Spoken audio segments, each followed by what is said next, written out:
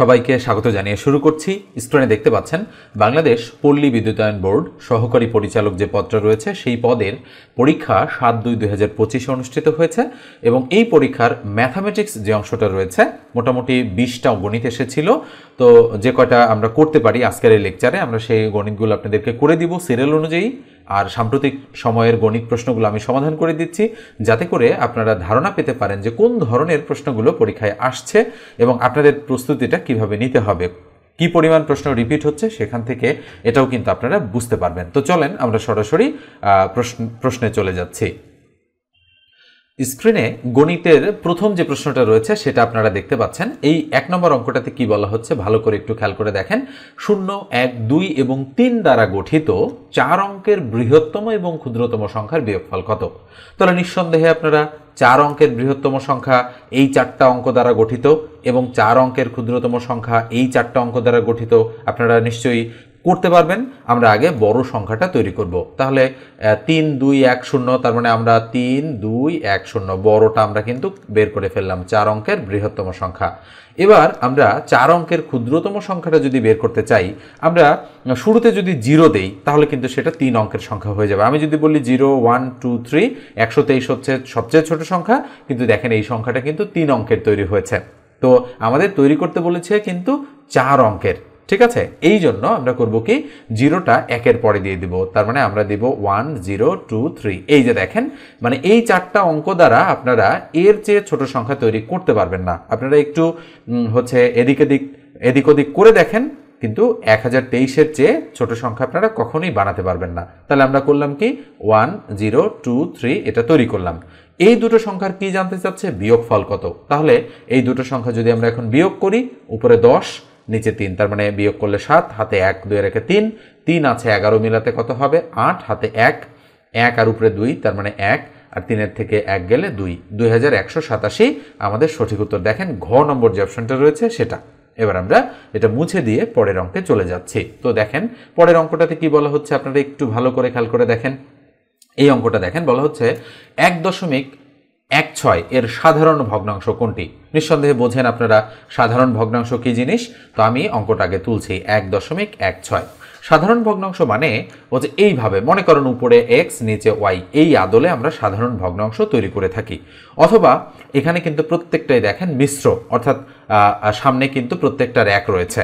তো এই মিশ্র ভগ্নাংশ একটা সাধারণ ভগ্নাংশ। তো আমরা 1.16 এই দশমিকটা তুলে দিলে দশমিকের জন্য নিচে 1 আর 2 ঘরের জন্য 2টা শূন্য হচ্ছে। তার মানে আমরা বলতে পারি উপরে হচ্ছে 116, তার নিচে হচ্ছে 100। আমরা যদি কাটাকাটি করি 4 দ্বারা, 4 25 100 থাকলো 4, ওই 4 দ্বারা যদি এটাকে কাটি, 4 দুগুণ 8, 9 10 11 থাকলো 3, 36, 4 নং 36, তার মানে উপরে 29, তার নিচে হচ্ছে 25। তো 29/25 এই 4টা অপশনের মধ্যে কোথাও কিন্তু নেই। তাহলে আমরা করব কি, 25 দিয়ে 29কে ভাগ করব। 25 1 25, কত থাকলো অবশিষ্ট 4। তাহলে এই 25 আমরা নিচে দিয়ে দেব, এই 4 আমরা উপরে দিয়ে দেব। তাহলে 1/25 হচ্ছে আমাদের সঠিক উত্তর, অর্থাৎ ঘ নম্বর অপশনটা এক্ষেত্রেও কিন্তু আমাদের রাইট অপশন। তো আমরা এটাও মুছে দিচ্ছি, নিশ্চয়ই আপনারা বুঝতে পেরেছেন। এবার আসেন 3 নম্বর যে অঙ্কটা রয়েছে সেই অঙ্কটা। তো এইটা দেখেন, একটি তেলপূর্ণ পাত্রের ওজন 32 কেজি এবং অর্ধেক তেল থাকাকালীন পাত্রের ওজন 20 কেজি। পাত্রটির ওজন কত? খুব সুন্দর একটা অঙ্ক এবং এটাও রিপিটেড একটা অঙ্ক, অনেকবার কিন্তু এই ধরনের অঙ্ক এসেছে। এবং জাস্ট এই যে সংখ্যাগুলো রয়েছে দেখেন, এই যে 32 কেজি, এই যে 20 কেজি, এই সংখ্যাগুলো চেঞ্জ করে দিয়ে কিন্তু আমাদের অঙ্কটা দিয়ে দেওয়া হয় বিভিন্ন চাকরির পরীক্ষায়। তো এই অঙ্কটা আজকে আমরা খুব ভালোভাবে বুঝবো। তো কি বের করতে বলেছে বলেন তো দেখি। আমাদের কিন্তু এখানে বের করতে বলা হচ্ছে যে পাত্রটির ওজন কত। পাত্রটি মানে খালি পাত্রটির ওজন কত। তো আমরা ধরে নিলাম যে ধরি আমাদের এই খালি পাত্রটির ওজন হচ্ছে x, যেহেতু কেজিতে আছে আমরা ধরে নিলাম খালি পাত্রটির ওজন হচ্ছে x কেজি। তো প্রথমে বলা হচ্ছে যে একটি তেলপূর্ণ পাত্রের ওজন 32 কেজি। তাহলে তেলপূর্ণ পাত্র মানে কি, সেখানে পাত্রের ওজন এবং তেলের ওজন দুইটাই আছে। তাহলে আমরা এভাবে বলতে পারি যে পাত্র প্লাস তেল, ওকে, তার মানে ইকুয়াল কত কেজি, 32 কেজি। আমরা এটা হচ্ছে লিখলাম যে পাত্র প্লাস তেল। পাত্র মানে কিন্তু খালি পাত্র, ঠিক আছে, আমি লিখে দিলাম যে খালি পাত্র প্লাস তেল ইকুয়াল 32 কেজি। এবার আসেন তো, এবং অর্ধেক তেল থাকাকালীন পাত্রের ওজন 20 কেজি। আচ্ছা অর্ধেক তেল মানে কি, আমরা বলতে পারি হাফ তেল, এভাবে হাফ তেল। আর পাত্র তো খালি পাত্র তো পুরোটাই থাকবে, তাই না? যখন তেল অর্ধেক আছে তখনও তো পাত্র পুরোটাই, তার মানে পাত্রের ওজন কিন্তু তখন পুরোটাই আছে তেলের সাথে, এই জন্য এটা হয়ে যাচ্ছে 20 কেজি। দেখেন এখানে দেয়া রয়েছে, এটা 32, এটা 20। বলা হচ্ছে পাত্রটির ওজন, তার মানে খালি পাত্রের ওজন আমাদের খুঁজে বের করতে বলা হচ্ছে। তো আমরা নিচে দাগ দিয়ে দিলাম।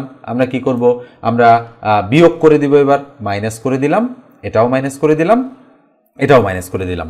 তাহলে বলেন তো দেখি, এটা প্লাস এটা মাইনাস, তার মানে খালি পাত্র মাইনাস হয়ে গেল। তাহলে তেল থেকে এখানে মাইনাস হাফ তেল, তার মানে এই তেল মানে কিন্তু পুরো তেল। তাহলে পুরো তেল থেকে যদি আমরা হাফ তেল বাদ দিই তাহলে কি থাকে, হাফ ইন্টু তেল থাকে। নিঃসন্দেহে বিষয়টা আপনারা বুঝেন। ইকুয়াল 32 থেকে 20 বাদ দিলে কত, 20 বাদ দিলে থাকে হলো 12। তাহলে বলেন তো দেখি, আমরা বলতে পারি যে অর্ধেক তেল মানে 12 কেজি। তাহলে বলেন তো পুরো তেল মানে কতটুকু? তাহলে 12 দুগুণ 24 কেজি পুরো তেল। তাহলে পুরো তেল যদি 24 কেজি হয়, তাহলে বলেন তো খালি পাত্রের ওজন কত? তাহলে তেল পূর্ণ পাত্র যদি 32 কেজি আর পুরো তেল যদি 24 কেজি হয়, 32 থেকে 24 বাদ দিলে থাকে কত? 8। তার মানে আমরা বলতে পারি খালি পাত্রের ওজন 8 কেজি। দেখেন আমরা কিন্তু ইকুয়েশন ক্যালকুলেশন করেও এই জিনিসটা বের করে ফেলতে পারি, ঠিক আছে? তো জাস্ট এইভাবে আমরা কিন্তু অঙ্কটা ক্যালকুলেশনের মাধ্যমে বের করি। আবার অনেকে করে কি, যে যেহেতু অর্ধেক তেলে 20 কেজি, তাহলে পুরো কত হবে? 20 দুগুণ 40, আর এই 32 আমরা যদি 40 থেকে বাদ দেই, যা হবে সেটাই সঠিক উত্তর। তবে এটা থেকে কিন্তু বোঝা যায় না যে অঙ্কের বেসিকটা হচ্ছে কিভাবে হয়েছে। জাস্ট মুখস্থের মতো আপনারা 8 কেজি তখন দাগাবেন। কিন্তু একটু আগে আমি যেটা বোঝালাম সেটা যদি আপনি ঠিকভাবে বুঝতে পারেন, তাহলে অবশ্যই অঙ্কটা আপনার অনেক দিন মনে থাকবে, এবং যে কোনো ধরনের অঙ্ক যদি এই টাইপের আসে তাহলে আপনি করে ফেলতে পারবেন। তো এ পর্যায়ে একটু বলি, যারা চ্যানেলে নতুন, যদি প্রয়োজন মনে করেন তাহলে অবশ্যই চ্যানেলটি সাবস্ক্রাইব করে দেবেন, আর ফেসবুক পেজ থেকে দেখলে পেজটা ফলো দিয়ে রাখবেন, আর কমেন্টস করে জানাবেন যে আপনাদের ভিডিওগুলো কেমন লাগছে, ঠিক আছে? এবার আমি এটা মুছে দিচ্ছি, মুছে দিয়ে আমি নেক্সট অঙ্কে চলে যাচ্ছি। তো এটা দেখেন, এই অঙ্কটা আমার মনে হয় যে এই পরীক্ষায় তৈরি করে দেয়া হয়েছে। দেখেন পদের নাম কিন্তু সহকারী পরিচালক। পদটা কিন্তু মোটামুটি বড় একটা পদ, পরিচালক টাইপের পদ। এই জন্য অঙ্কগুলো কিন্তু খুব সহজ আসবে না, সেটা অনুমেয়। এই ধরনের পরীক্ষায় অঙ্কগুলো কিছুটা কঠিন আসে। তো এই অঙ্কটা তৈরি করে দিয়েছিল, আগের কোনো পরীক্ষায় আমি এই অঙ্কটা করে দেইনি এখন পর্যন্ত। তো খেয়াল করে দেখেন। আচ্ছা, আমি করেই দিই অঙ্কটা, তো পরে করে দিতে চেয়েছিলাম, তো একটু সময় লাগবে। তো মনে রাখেন, এই ধরনের অঙ্ক করতে গেলে আপনাদের কয়েকটা বিষয় জানতে হবে কি, জটিল সংখ্যা সম্পর্কে আপনাদের একটু ভালোভাবে ধারণা রাখতে হবে, ঠিক আছে? কাল্পনিক সংখ্যা, জটিল সংখ্যা, এই ধরনের সংখ্যা সম্পর্কে, মানে যেটাকে আমরা বলি ইমেজিনারি নাম্বার, সে সম্পর্কেও আপনাদের ভালো ধারণা রাখতে হবে, ঠিক আছে? তো মনে রাখেন, আই মানে হচ্ছে √(-1)। ম্যাথামেটিক্সে আই মানে আমরা √(-1) বলতে পারি, ঠিক আছে? তো এটা মাথায় রাখবেন। আবার i² মানে শুধু -1। কেন? কেননা দেখেন, আপনি যদি i মানে যেহেতু √(-1), আপনি যদি উভয় দিকে বর্গ করেন তাহলে কিন্তু স্কয়ার রুট কাটা যাবে, সেক্ষেত্রে কিন্তু i² = -1 হবে। তার মানে আমরা বলতে পারি i² মানে -1, আর i মানে স্কয়ার রুট -1, ঠিক আছে? এটাকে কিন্তু আমরা ইংরেজিতে রুট বলি, কিন্তু আসলে বলা উচিত স্কয়ার রুট, কেননা এর নাম কিন্তু বর্গমূল। বর্গ মানে স্কয়ার, আর মূল মানে হচ্ছে রুট, ঠিক আছে ইংরেজিতে। তাহলে স্কয়ার রুট বলতে হবে, কিন্তু আমরা শুধু রুট বলে থাকি এটাকে। এবার আসেন, তাহলে আমরা অঙ্কটা তুলি। তাহলে √(-8) × (2).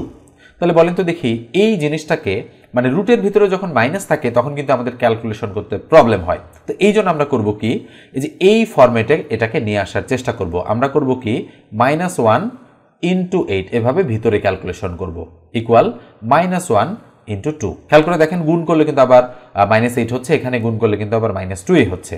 তাহলে ইকুয়াল আমরা আলাদা করে লিখলাম -1 × √8 ইন্টু, এখানে কি লিখলাম আমরা, -1 × √2, ঠিক আছে? এটা আমরা করলাম। তাহলে বলেন তো √(-1) মানে কি? i, এই যে দেখেন আমি i বসিয়েছি, i √(-1), আর √8 মানে কি? আমরা লিখতে পারি 4 × 2, এটাকে ভাঙানো যায়, ইন্টু √-1 মানে কি?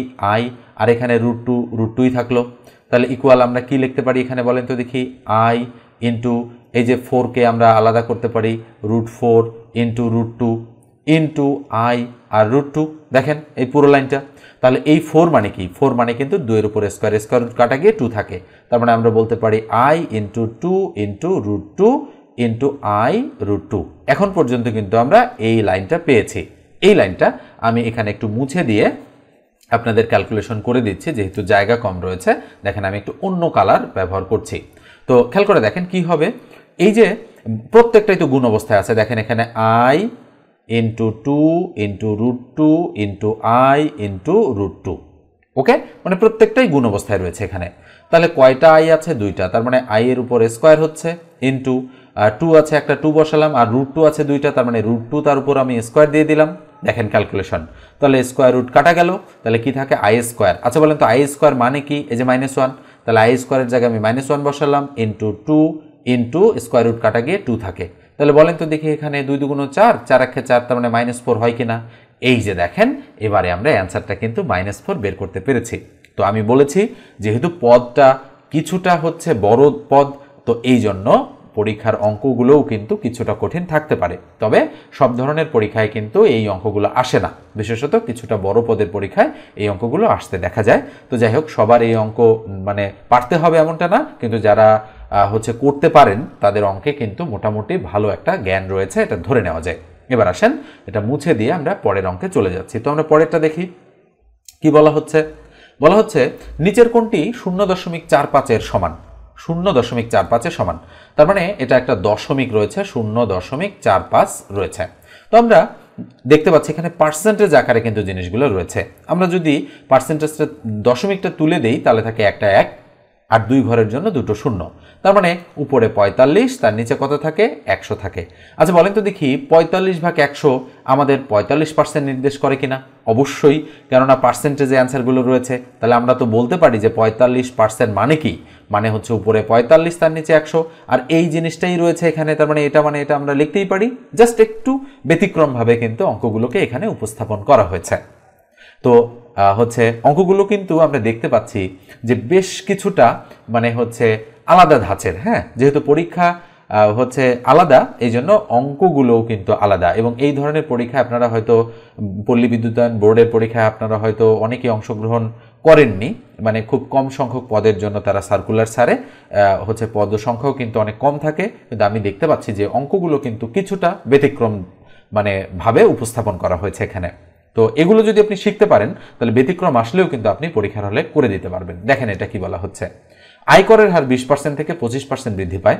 তার মানে আয়কর আগে ছিল 20%, এখন হয়েছে 25%, মানে 5% বেড়েছে।